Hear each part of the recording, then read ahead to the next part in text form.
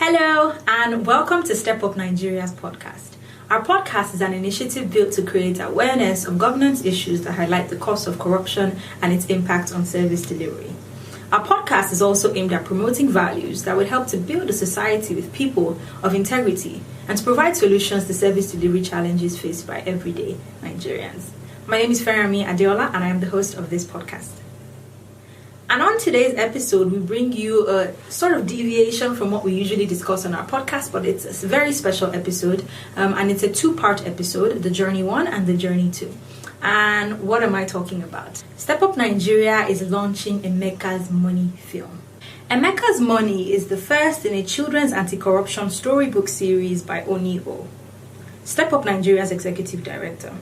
Since September 2018, over 7,000 children have read Emeka's Money storybook and have been inspired by Emeka to act with integrity.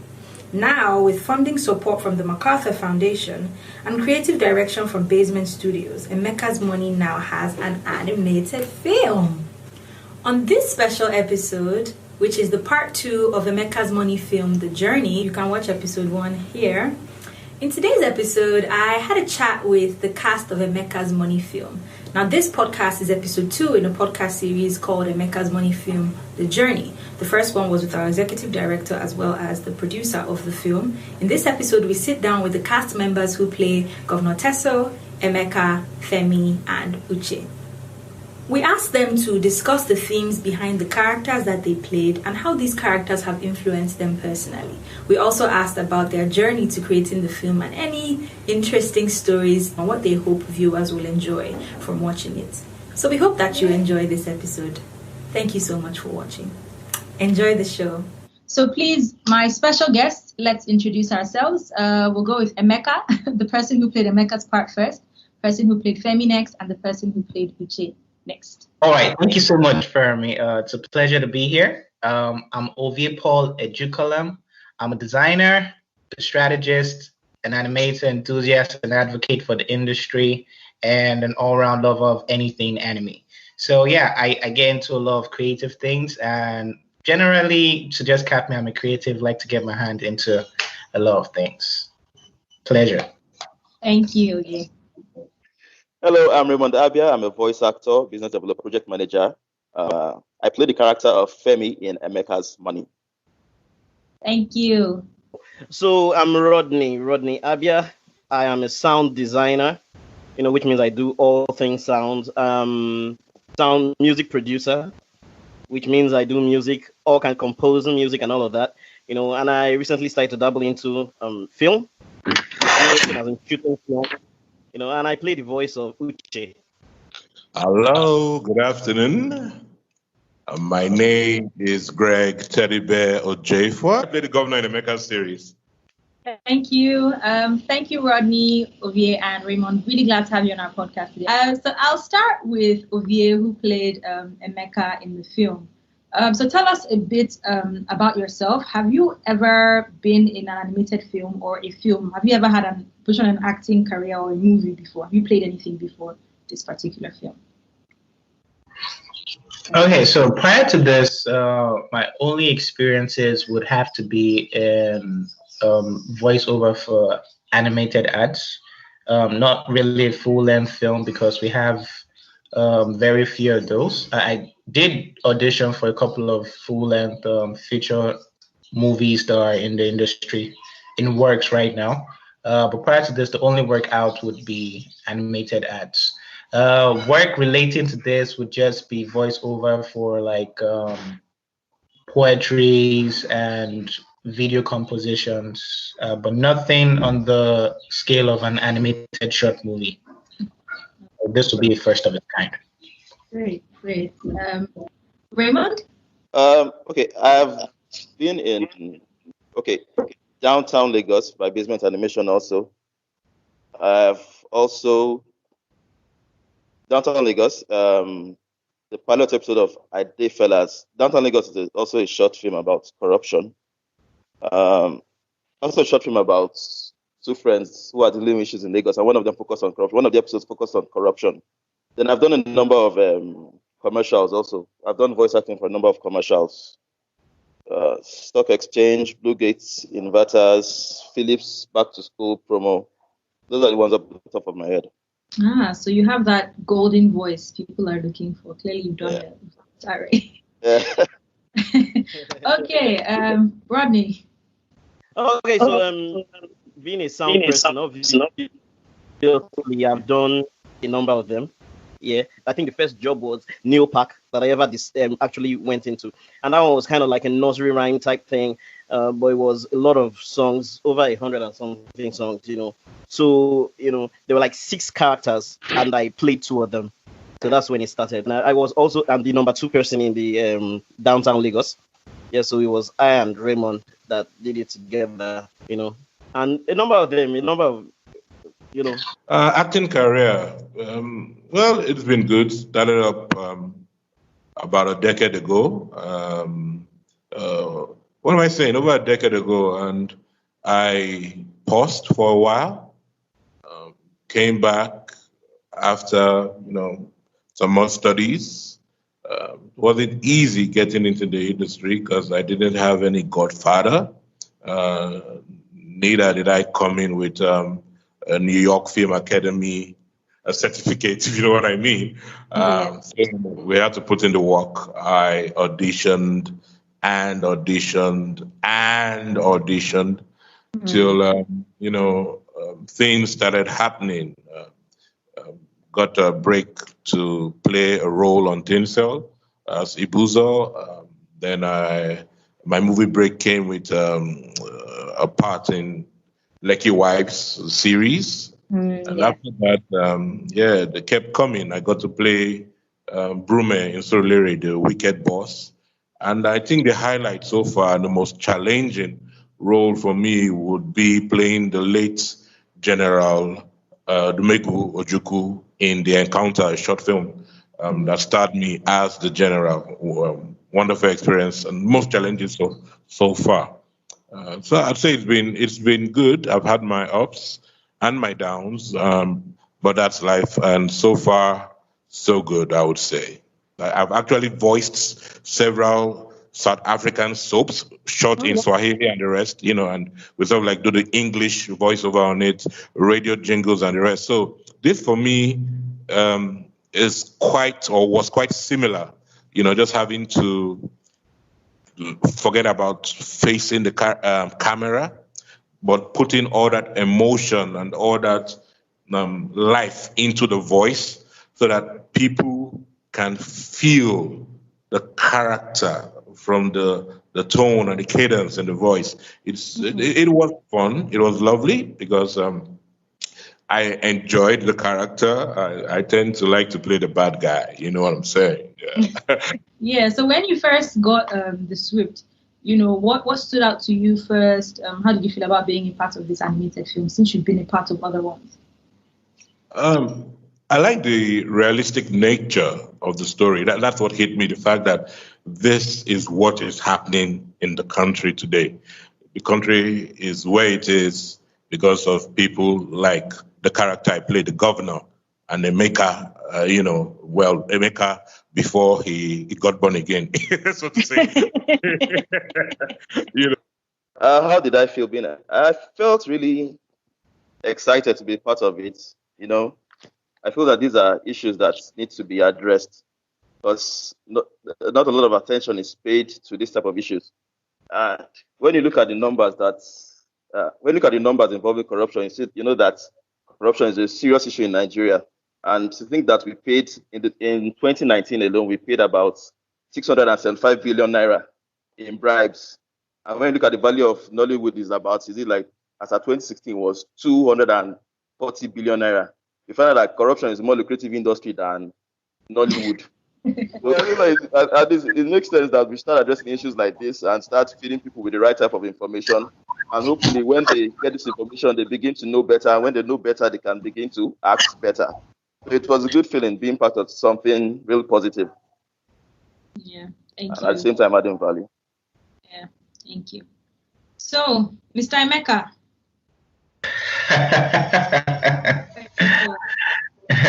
Get to play Emeka. Okay, so my first thoughts, I'm like, yay, new project, awesome stuff. So I'm like, okay, let's go. Give me direction, and as usual, he gives like epic direction, and well, it's a lot of takes. Like it's a whole lot of takes because you're actually acting while you have no audience. So Yeah, um, which is kind of awkward, right? it is very awkward. A lot of visualizing has to come in, the storytelling, that's from the sound director. And it's really exciting place to be because animation as a form of storytelling, you could play around with it and it has a different imprint on people.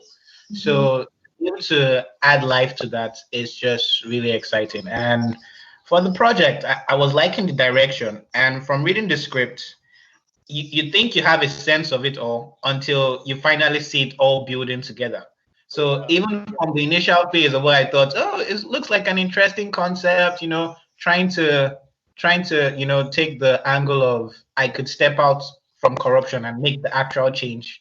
The impact while I was recording the video didn't hit me as much when I came to do certain cleanups on the audio after like the build up, like first of all seeing the characters, then seeing like a few cut scenes. It was really really amazing. So yeah. Thank you. Thank you. Let's start from Uche again.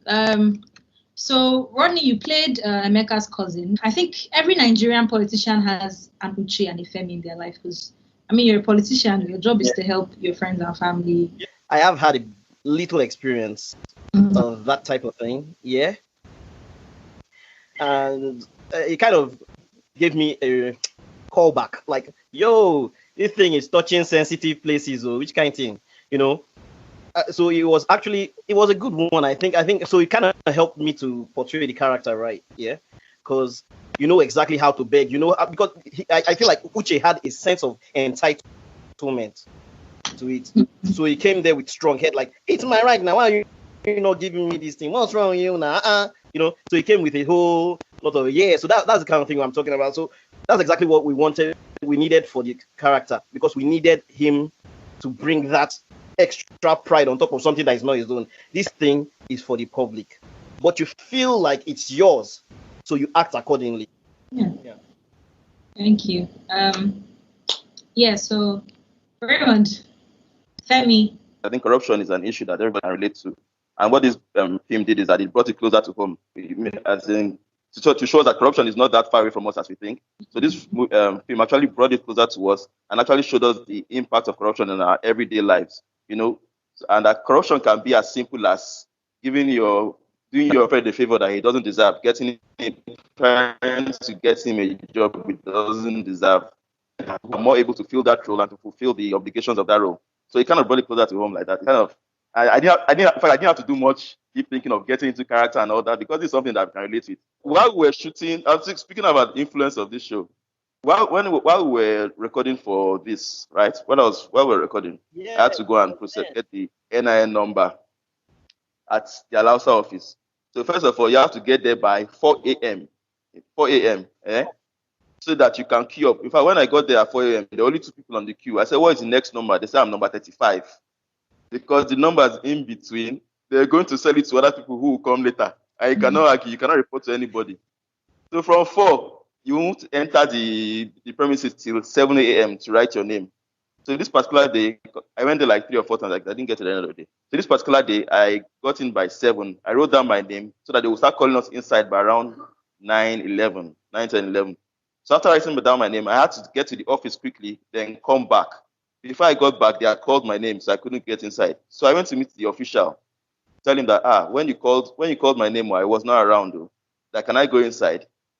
The official now told me that why am I staying here hustling to enter at 4 a.m., 7 a.m. with all these people that are listening?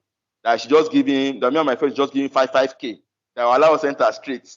And meanwhile, above his head there, they wrote, this thing, NIN is free. Do not pay anybody for this thing. So this guy was doing it right under the banner. So I thought to myself that this one that I'm recording and doing stuff about corruption, that I'm not a preacher of corruption. I'm all about fairness and equality. I'm a fairness. I'm equal rights for everybody. Anyway, at the end of the day, Problem. I didn't pay it. He didn't pay the 5k each, and then we had to go back. We didn't get it that day. We didn't get it back that day. I guess that's one of the ways it influenced me by not having to encourage it when I found that I had to do it to get a favor. Ovie, you played Emeka, and playing Emeka, I feel like even in real life, it's difficult to be Emeka, to make that decision to get out of a place that you know is facilitating what's leading to loss of lives and livelihood and accidents and things like that.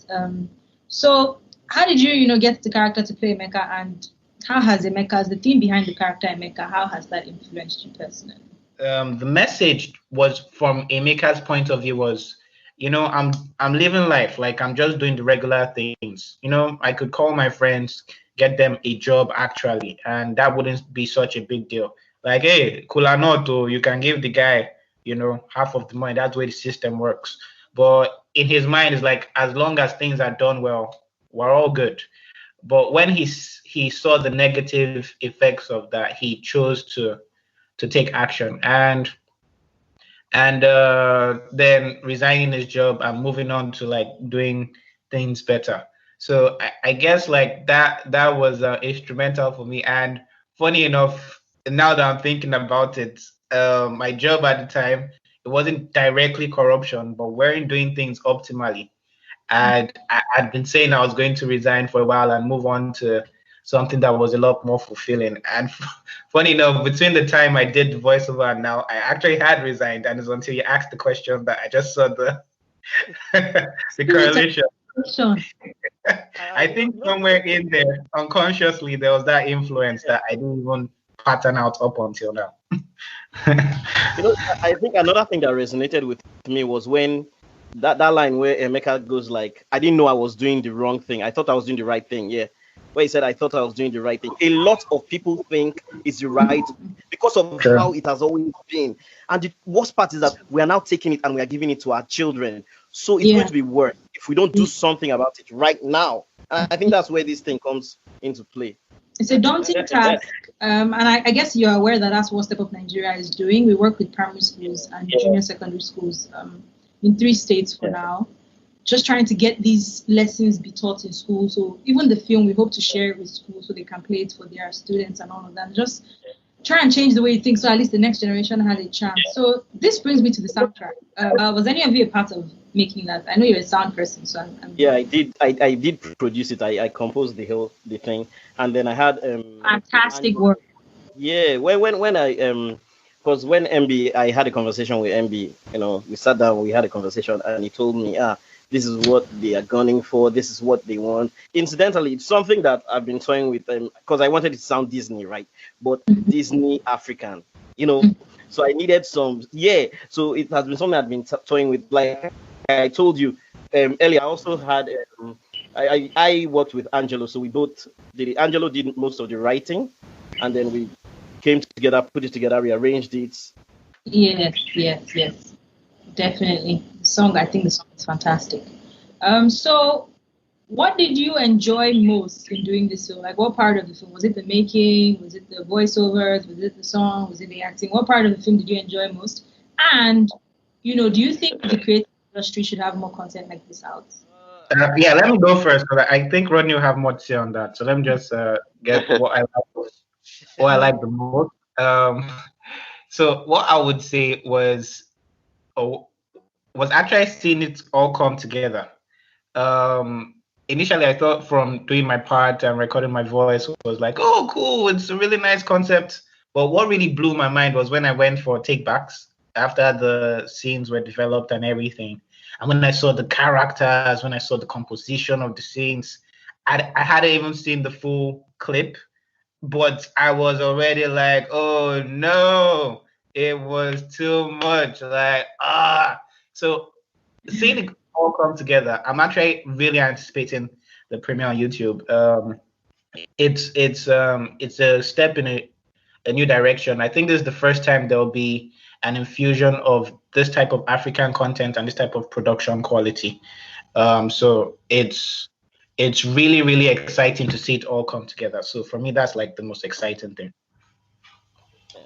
Okay, so when I first got the script, first of all, when I get a script, I'm already excited because it's like getting raw materials and you can't just wait to see the end. And even when you're recording it, so in fact, I don't know which part, because first of all, when I get the script, I'm excited. When I'm putting everything together, I'm excited, and when it ends, I'm totally excited. Then when they were recording, I could tell most of the time when they were recording, like Ovie was saying, you can't really tell what's happening because I'm just telling you, what, do like this is the emotion you should have. This is what's happening. This is now do it. And no, try it again. I want it like this. This and that. So all you're saying is just when it all comes together, you are now like, oh my God, so that's why I was shouting. Right? Yeah, so it's magical. It's crazy. It's fun. It's everything. Yeah. Okay, I enjoyed the fact that I was doing what I love doing. I love acting. I love impacting people. I love creating reactions. I love being a part of a good project. I love being part of a mission that has a positive goal. So for me, that was a whole lot of joy, coupled with the reception and the honor accorded me to be on the project. I enjoyed every part of it. It was lovely. And yes, of course, I do look forward to being on more of such projects. People, like I said before, shy away from wanting to say things the way they are. So as long as there are more avenues to say the truth, to put it out there, to educate and entertain at the same time, I am more than open to doing so. We need more original, realistic, situation-telling stories, visuals, audios. We need to put the message across. None of you answered this part though, but do you think Nigeria needs more content like this for children? We don't raise our robbers now. We need more content. We don't want to raise our robbers. We're tired of the status quo. And I think that every parent should take this thing, get it somehow, and play it every day for your kids. Because the truth is that the more you play it, the more it registers in the child. Let it become like an anthem. Let it become their life. Let it be a lifestyle for them. That's what I feel. Great. So my last question, because I think I've kept you guys longer than I should have. So this is, you're speaking directly to our listeners or the viewers, people who are going to eventually view this film. So that's children, parents, governments. We have a myriad of people attending the launch. What message do you have for anyone who wants to view this film? Okay, so yo parents, yo families, yo government officials, you guys, please, let's make this country a better place, man. Even if it's not for us, because the truth is that we are far gone. So our children, seriously, it's important. If we're going to change anything, we have to start from the grassroots, and we have to impact our children. We have to start teaching them the right thing. Even when we are talking, they are watching us, they are learning. The little things we say matter. When president does something silly now, we are like, hey, no while now. Share another person go enter, we go tiff our own. That's totally wrong, man. That is totally wrong. We should stop doing things like that. We should start trying to speak positively so our kids can learn things that are positive from us. Thank you.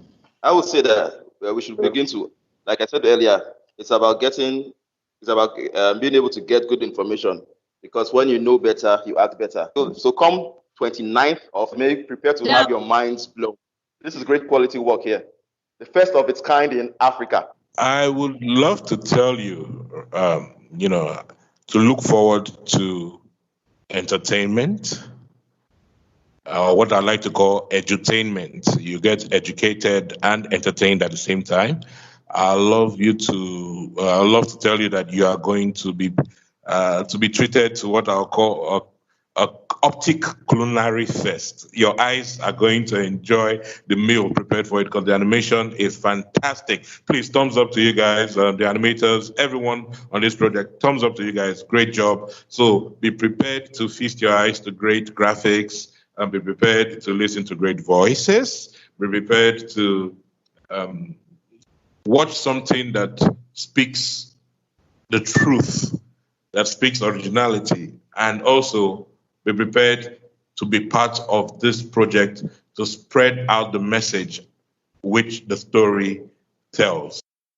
Emeka's money, to me, is an infusion of someone's vision, someone's creative writing story, someone's ideal for a better Nigeria, the belief in a system which ended up in funding, the hard work of a creative industry that hasn't yet blossomed and isn't thriving in Africa yet. The hard work of people and the creative inputs that came from the digital artists, the animators, the voiceover acts, the producers, the concepts, the time and patience of the producers to see the whole process through, because animation isn't an easy process.